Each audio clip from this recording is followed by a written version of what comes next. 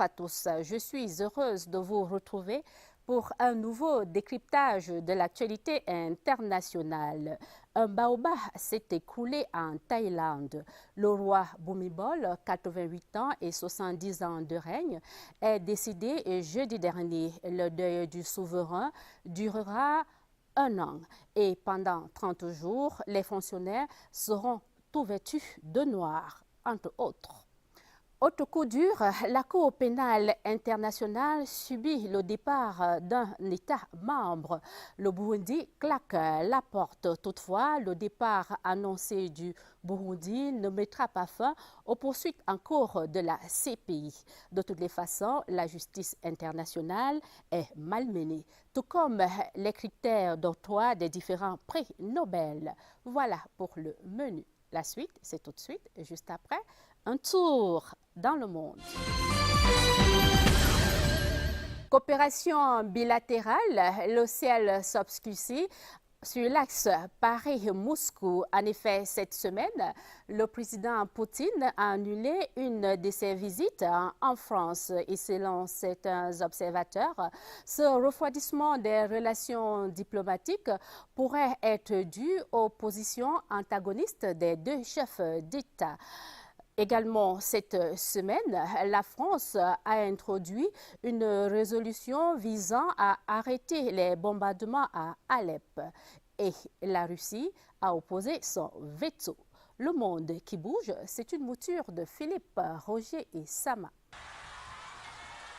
Le souverain thaïlandais décédé jeudi à l'âge de 88 ans a plongé son peuple dans le deuil. Des millions de Thaïlandais se sont en effet habillés hier vendredi en noir pour pleurer leur roi. Le parcours entre l'hôpital Siriraj et le palais a été fermé à la circulation. C'est au prince héritier Maha Vajiralongkorn, âgé lui de 64 ans, que revient la responsabilité de conduire la cérémonie bouddhiste du bain du corps, première étape d'une longue série de rites qui vont durer plusieurs mois pour les membres de la famille royale. Selon les analystes, le décès du roi Bhumibol Adulyadej ouvre une page de grande incertitude dans un royaume dont il a été la clé de voûte pendant 70 ans. Hier également en Indonésie, des milliers d'islamistes partisans d'une ligne dure ont manifesté dans les rues de Jakarta contre le gouverneur chrétien de cette capitale indonésienne qu'ils accusent de blasphème. Certains réclament d'ailleurs son exécution dans ce pays musulman le plus peuplé au monde. Basuki Tjahaja Purnama, candidat à sa réélection en février 2017, est accusé d'avoir insulté l'islam en citant un verset du Coran. Bien que contestant l'accusation, il s'est cependant publiquement excusé au regard de l'ampleur de la polémique. En Syrie, au moins 17 personnes, dont 14 rebelles, ont été tuées et des dizaines d'autres blessées. C'était jeudi suite à l'explosion d'une voiture piégée à un poste de contrôle tenu par l'opposition dans la province d'Alep au nord du pays. La crise syrienne, enclenchée en mars 2011, compte à ce jour plus de 300 000 personnes tuées. Diplomatie, le Premier ministre français Manuel Valls s'est rendu au Canada en semaine où il a rencontré son homologue canadien Justin Trudeau. Les deux chefs de gouvernement ont saisi l'occasion de cette rencontre pour défendre le traité de libre-échange Canada-Union européenne par lequel, selon le PM canadien, ils peuvent démontrer leur unité. Le Canada et l'Union européenne ont rendez-vous à Bruxelles le 27 octobre prochain pour la ratification de ce traité transatlantique qui doit être appliqué dès 2017. Organisation des Nations Unies, le successeur de Ban Ki-moon, l'ancien Premier ministre portugais, António Guterres, a formellement été nommé jeudi à New York, aux États-Unis, par l'Assemblée générale.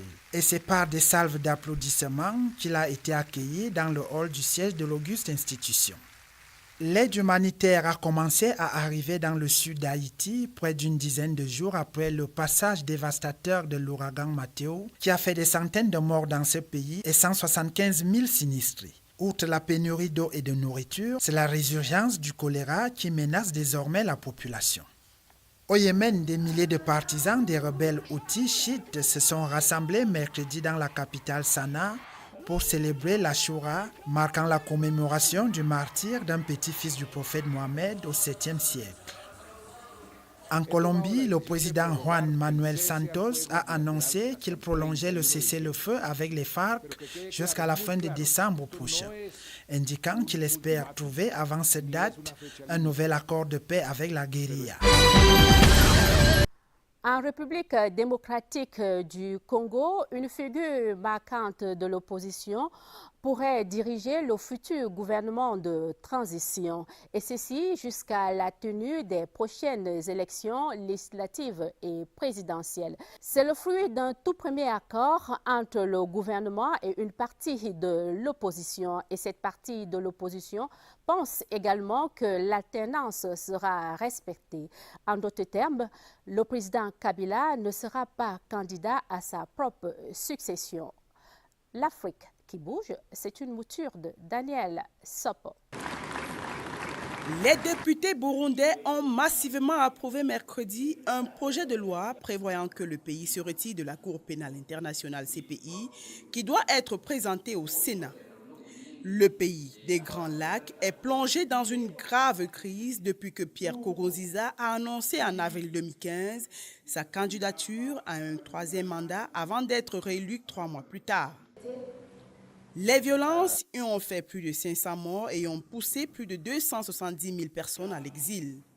Ce retrait de la CPI prendra effet 1 an après la date de notification et n'affecte en rien la poursuite de l'examen des affaires en cours, comme c'est le cas pour l'examen préliminaire sur les meurtres, les tortures et les viols dans le pays.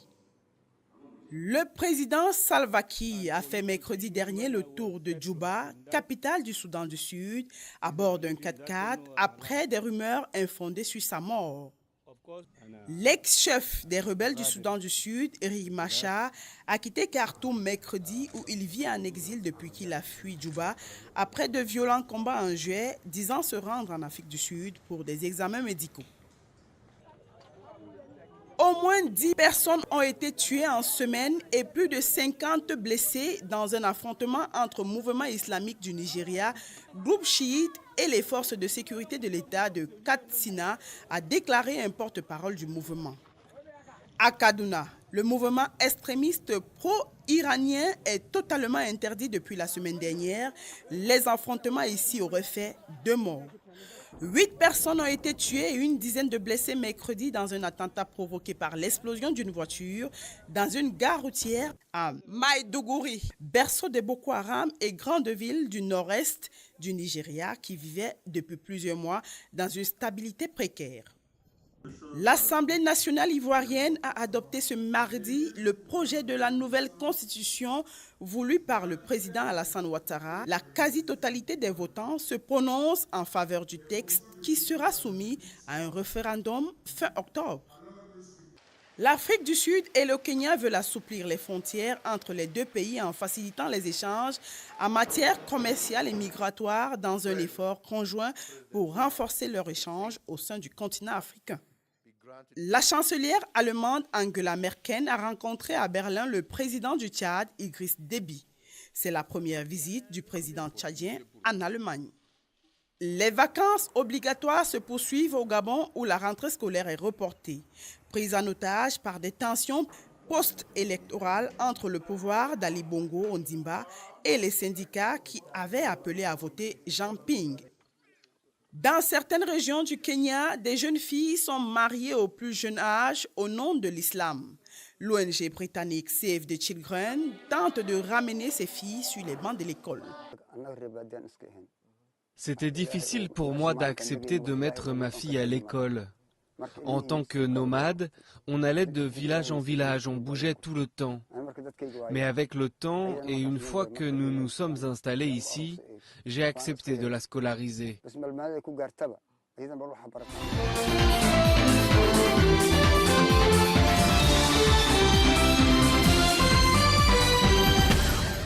La notion de communauté internationale est une expression politique qui désigne une poignée d'États très puissants dans le monde. Et de plus en plus, cette notion de communauté internationale divise. Le regard du docteur Aïna.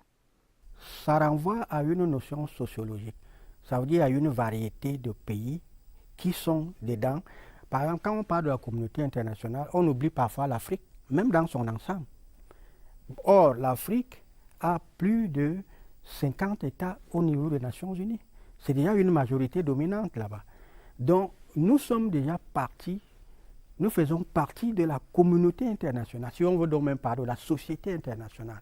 Mais aujourd'hui, un ou deux pays, n'est-ce pas, qui veulent satisfaire leurs intérêts, qui ont leurs intérêts dans un pays, surtout dans les pays africains. On dit la communauté internationale a décidé. Regardez les problèmes des élections, même au Gabon, par exemple récemment.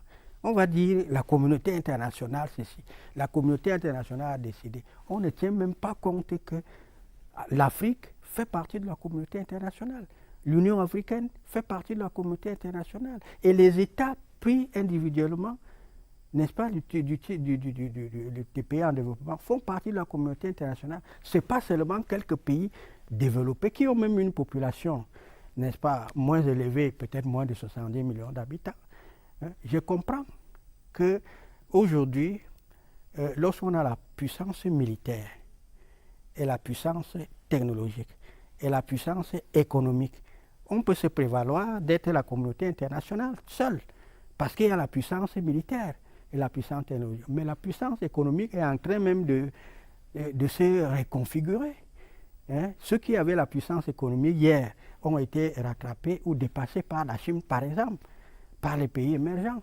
Donc, il faut vraiment que l'Afrique fasse, n'est-ce pas, entendre sa voix sur cette affaire de communauté internationale où un groupe de pays, n'est-ce pas, qui ne sont même pas parfois mandatés, se targuent ou s'arrogent le droit, n'est-ce pas, d'être la communauté internationale.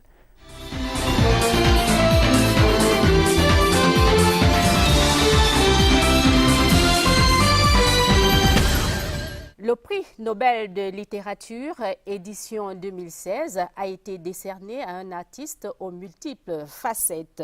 La distinction de Bob Dylan suscite déjà la controverse, tout comme l'attribution du prix Nobel de la paix au président colombien. Pour évoquer la symbolique et voir les différents critères d'octroi des prix Nobel, je reçois le docteur Gérard Messina. Vous êtes enseignant dans plus d'une université camerounaise, sémiologue et internationaliste. Merci de répondre à notre invitation. Bonjour, docteur. Bonjour, Françoise. Merci de m'inviter. Commençons par plus simple. Déjà, on dénombre combien de types de prix Nobel et qui était d'ailleurs Nobel? Alfred Nobel était un grand chimiste et un industriel. À sa mort, il a pensé qu'il fallait pérenniser l'œuvre qu'il avait construite et qui était réellement édifiante. Il a déposé, il faut le rappeler, plus de 350 brevets. Et c'est lui, d'ailleurs, l'inventeur de la dynamite, dont il faudrait le rappeler. C'est brevet dans tous les domaines. Brevet dans tous les domaines et beaucoup plus dans le domaine de la chimie, dans le domaine de la physique. Et initialement, 5 prix avaient été prévus. Le prix Nobel de chimie, le prix Nobel de physique, le prix Nobel de physiologie, médecine, le prix Nobel de littérature et le prix Nobel de la paix. 5. Et en 1968, on avait estimé que la science économique, au regard de son poids et au regard de son rôle interactif avec la société, était une discipline qui devait être valorisée et dont la prégnance a donc conduit à la consécration, à la création, j'allais dire, du prix Nobel d'économie depuis 1968, financé par la Banque de Suède. Donc, au total, on a 6 prix Nobel. Et justement, quels sont les critères d'octroi de ces prix Nobel qui, au fil des temps, font couler beaucoup d'encre et de salive?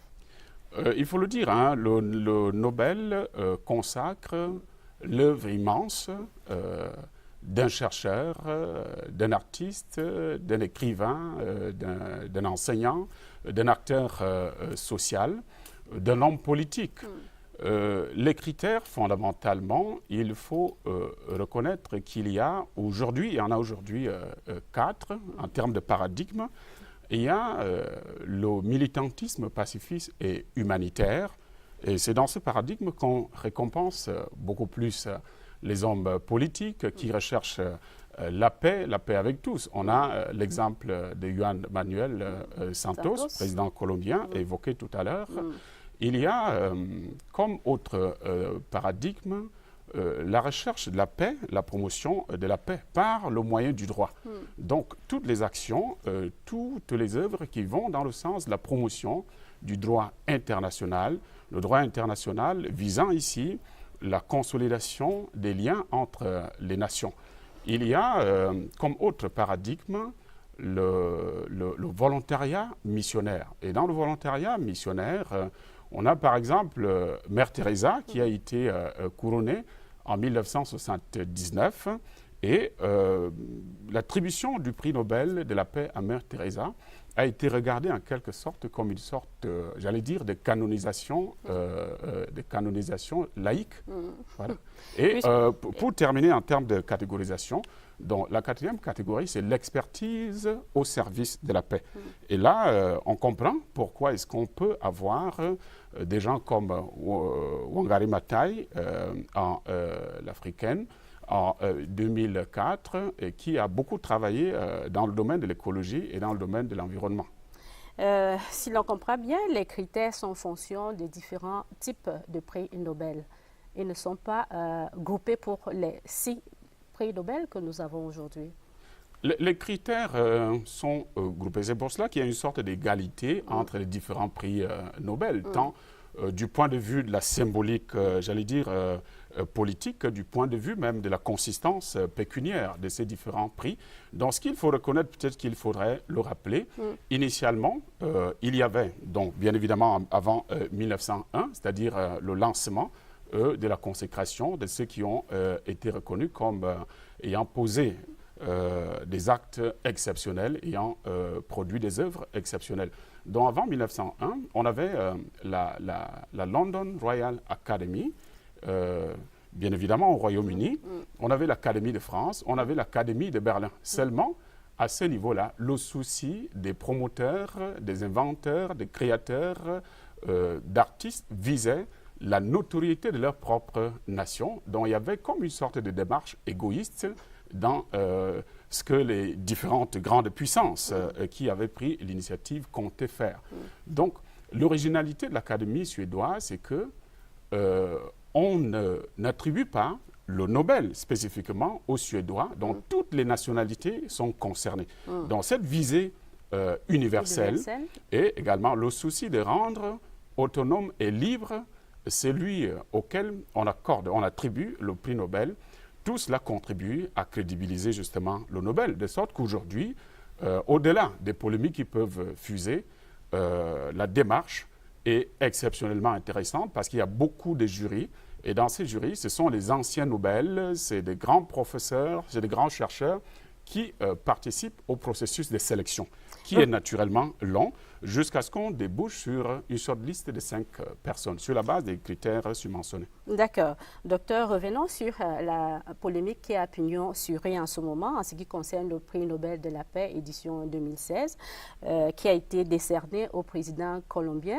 On sait qu'il a été récompensé par rapport à son effort de paix avec les FARC, mais justement, on ne comprend pas pourquoi on n'a pas décerné également, il ne partage pas ce prix avec les FARC, alors qu'on sait que justement les FARC ont également joué une grande partition pour la paix dans ce pays-là en ce moment.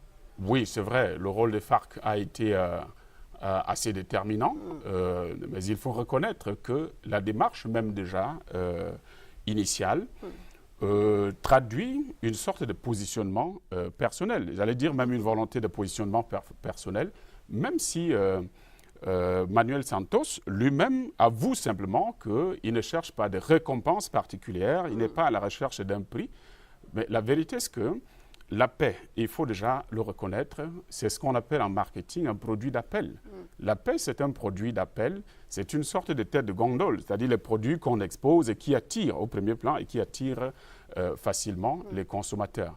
Et dans cette démarche, l'avantage de Juan Manuel Santos, c'est qu'il a exploité la vision manichéenne du monde, qui a d'un côté des méchants et de l'autre des bons. Les bons, si vous voulez, on commence par les bons et puis les méchants. Et dans cette vision manichéenne, la guérilla des FARC, naturellement, porte le casque du mal. C'est des gens qui ont vécu jusque-là des rapines, des trafics de drogue, qui ont décidé de se repentir. Et il faut reconnaître que Juan Manuel lui-même déjà était ministre de la Défense dans le gouvernement d'Uribe, son principal adversaire actuellement, dont son prédécesseur, qu'il avait déjà adoubé lui aussi. Donc c'est lui qui a fragilisé ces forces armées révolutionnaires de Colombie. Et au début des années 2010, on était encore à un nombre impressionnant, donc 18 000 combattants. Aujourd'hui, on est à 7 500 combattants. Donc, quelque part, on a l'impression qu'il a fragilisé l'adversaire pour qu'il s'aligne. Donc, naturellement, il a choisi aussi dans sa démarche de dîner avec le diable sans utiliser une longue cuillère. Et c'est pour cela qu'il serait difficile de les associer. C'est vous qui le dites, docteur, vous avez certainement raison, mais toujours est-il qu'il y a des voix qui se sont également fait entendre.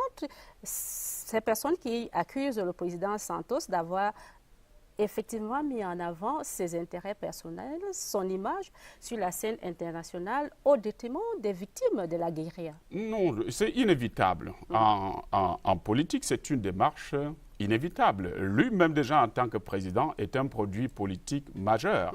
C'est un produit politique majeur dont la qualité de la démarche va déterminer la mobilisation autour de lui, dont la qualité de la vente, l'opinion politique sur la scène internationale va déterminer justement la mobilisation autour. Donc ces idéaux, sur le plan, j'allais dire, théorique, et sa démarche politique sur le plan pratique, tout cela a contribué à épouser l'agenda et les goûts de la communauté internationale et qui accorde une place particulièrement intéressante aux produits paix dont je vous parlais tout à l'heure sur le marché international des idées. Intéressons-nous justement à cet accord de paix qui a été conclu et puis quelques jours plus tard rejeté par le peuple.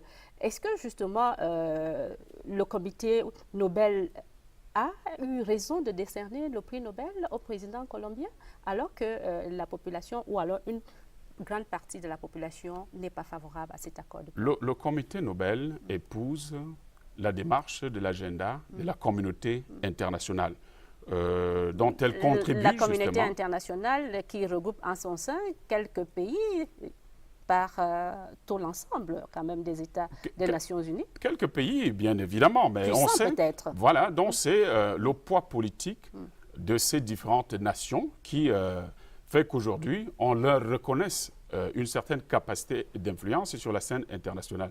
Mais revenons sur le cas spécifique, j'allais dire, de l'opposition dynamique entre le président Santos et le peuple qui, par voie référendaire, a rejeté l'accord. La vérité, c'est que à l'heure du bilan, on enregistre quand même en termes d'indicateurs, j'allais dire, négatifs, 260 000 morts. On enregistre 45 000 disparus. On enregistre environ 7 millions de déplacés. Voilà. Et lorsque vous prenez tout cela, et lorsque vous regardez ce qui constitue, j'allais dire, le profil économique du fonctionnement des FARC, c'est bien intéressant. C'est intéressant de renoncer à la guerre pour faire la paix. En même temps, ce n'est pas en un tour de main qu'on va effacer justement les blessures encore fraîches dans les mémoires de la population colombienne. Vous comprenez donc tout de suite que ce n'est pas parce qu'on s'est repenti qu'on va bénéficier de tous les avantages justement et de tout le crédit nécessaire pour recevoir une telle récompense. Soit on vous l'accorde, docteur, ce n'est pas parce qu'on s'est repenti que forcément la récompense viendra de sitôt. Mais toujours est-il que le président Santos, lui également, on n'a pas eu le temps de juger son action, ou alors la population colombienne n'a pas du tout validé cet accord de paix. Toujours est-il qu'il a été récompensé. Il y en a qui estiment qu'il a fait trop peu par rapport au docteur congolais Denis Mukwege. Et vous, que dites-vous? Parce qu'on pensait qu'au moins un Africain aussi devrait avoir pour cette année 2016 le prix Nobel de la paix. C'est légitime. La démarche de Denis Mukwege est très intéressante et il rentre dans le 4e paradigme évoqué tout à l'heure, c'est-à-dire l'expertise au service de la paix. Donc pour quelqu'un qui a de lui-même investi ses propres moyens pour créer un hôpital, on l'appelle d'ailleurs, pas seulement au Congo, mais partout en Afrique, le réparateur des femmes. Donc, il traite, c'est un gynécologue, il faut le rappeler, il traite des femmes violées et victimes de guerre. Donc, sa démarche, effectivement, est très intéressante et il a été shortlisté. Nous gardons l'espoir que l'année prochaine, au regard justement des critères d'éligibilité, lorsqu'on est shortlisté, on reste effectivement sur la liste des candidats au Nobel. Mais je voudrais quand même rappeler que la paix comme produit marche sur la scène internationale et c'est pour cela que quelque part aussi, on peut dire que le comité Nobel a voulu adouber, a voulu, j'allais dire, soutenir la démarche de Santos cherchant à déboucher sur quelque chose qui, en termes de dividendes politiques, ne sera plus le profit, le seul profit de Santos, mais celui de toute la communauté internationale. Docteur Gérard Messina, merci pour votre disponibilité. C'est moi qui vous remercie. Un tour dans le monde, point final. Merci à vous d'avoir regardé. Prenons rendez-vous samedi lorsqu'il sera 12h30 sur la CRTV. D'ici là, portez-vous bien et excellent week-end.